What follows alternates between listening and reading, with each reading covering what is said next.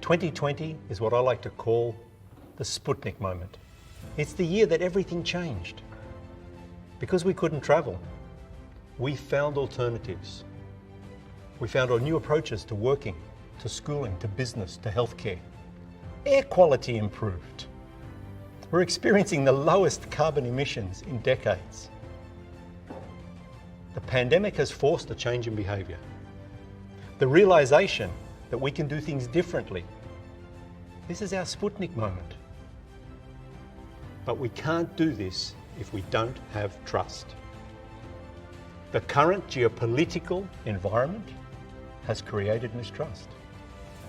And therefore it's impacting our ability to capitalise on the benefits of technologies like 5G, AI and cloud.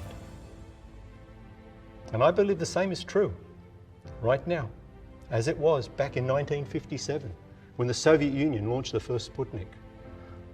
Space travel, that was the Sputnik moment for the US. And I believe we've got it right now. In health, just have a look at what we've done. We've witnessed collaboration across borders. In Brazil, they're testing vaccines developed by Oxford in the UK in collaboration with a Chinese company.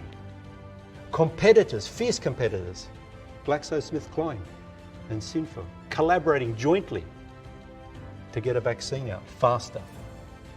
Technology has helped us provide therapies. Technology has modelled how vaccines might attack humans. This is all about collaboration. Collaboration between companies, collaboration across borders. Unfortunately, there are some countries who try to withhold technology to maintain their own strategic advantage. When I think about security and privacy, track and trace has been deployed for almost a year in some countries, and other countries still have challenges trying to figure out how to do it. For 10 years I've been talking about the value of broadband and connectivity. We know it increases the GDP, but governments now finally have a sense of urgency, allocating the resources necessary to enable broadband and to accelerate 5G adoption. From spectrum discounts, reallocation of funds, creative business models, and actually driving industry transformation. That's never happened in the last 10 years. Unfortunately, geopolitics, the unreasonable pressure, I would say, that's being exerted by some governments as they realise and try to protect or prevent the development of technology outside their country. And some are even eroding trust as a strategic approach.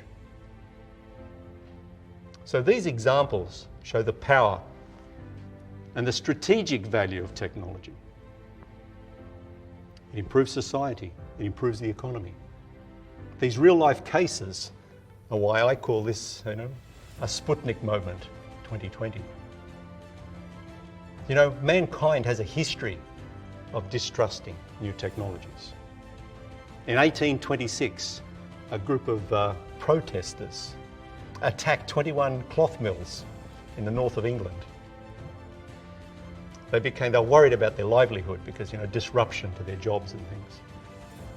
They were called Luddites. I think you know the term, right? It's been around for 150 years. Now, misinformation is creating a lack of trust. And as Stephen just pointed out a few moments ago, mistrust is actually on the rise. People's unwillingness to trust is partly because governments and other trusted institutions have dealt inappropriately with technologies and companies in other countries, like COVID and Huawei, are being used as tools to manipulate public opinion.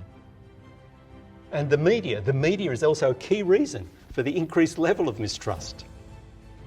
Media influences people's thinking and their behaviour.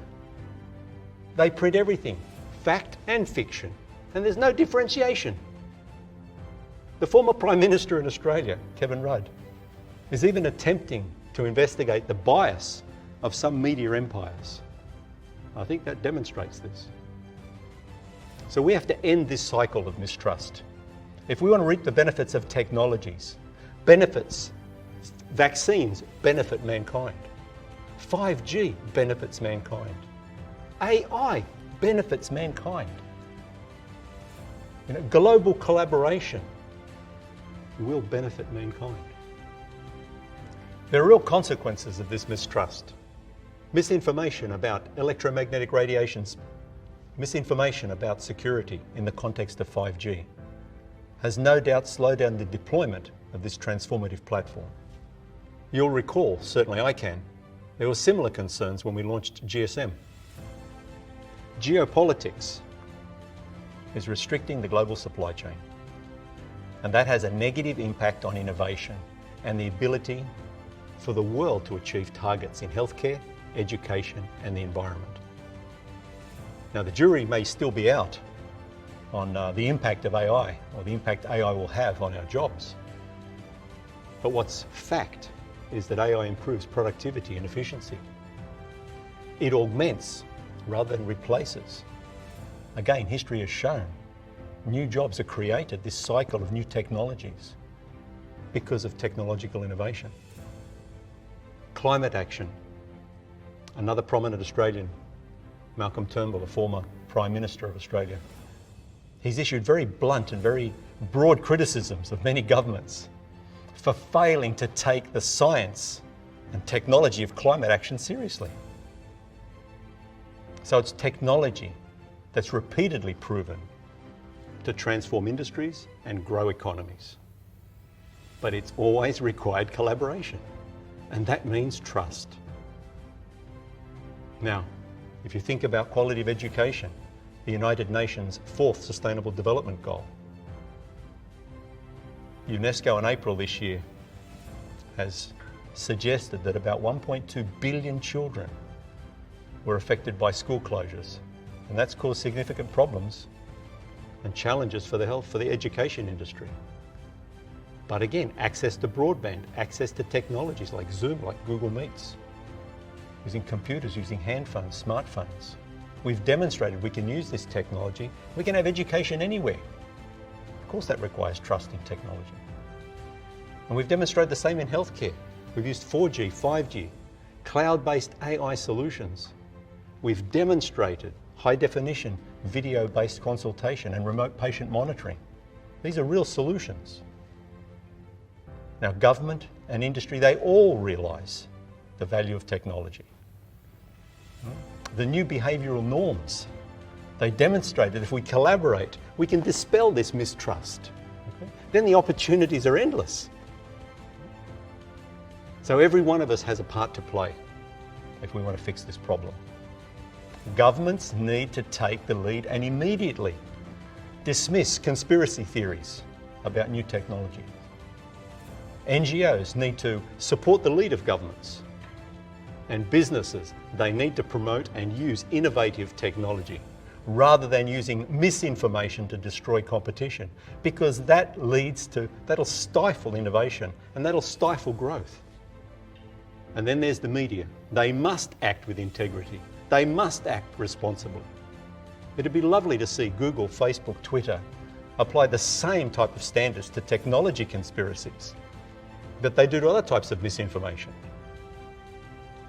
So I believe we stand at a crossroads. We can head down the path we seem to be treading, and that's where people mistrust everything, misinformation. Okay, what's that going to have? Isolation. Isolation, it disrupts the very fabric of our society. We can choose another path. We can choose a path that gives ourselves the opportunity for a brighter, more inclusive and a happier society. And that's the path I want to choose.